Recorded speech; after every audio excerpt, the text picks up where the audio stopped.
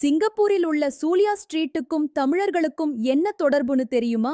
சுமார் 200 ஆண்டுகளுக்கு முன்பு சிங்கப்பூர் மற்றும் மலேசியாவில் தமிழ் வணிகர்கள் பரவி வாழ்ந்து வந்துள்ளனர். அங்கு உள்ளவர்கள் அவர்களை கிலிங் என்று அழைத்துள்ளனர், அதாவது கலிங்க நாட்டிலிருந்து வந்தவர்கள் என்று குறிப்பதற்காக. கலிங் மருவி கிளிங் ஆனது. காலப்போக்கில் தமிழகத்திலிருந்து வேலைக்கு வந்த தொழிலாளிகளை கூலிகள் என்றும் அதே கிளிங் என்னும் சொல்லால் இழிவாக அழைக்கும் நிலை ஏற்பட்டது. இந்தியர்கள் அதிகம் வசித்து வந்த வீதி ஒன்றிற்கு கிலிங் ஸ்ட்ரீட் என்றும் பெயரிடப்பட்டுள்ளது. ஆங்கிலேயர்களின் அன்றைய வரைபடங்களிலும் கூட கிலிங் ஸ்ட்ரீட் என்றே குறிப்பிட்டுள்ளனர்.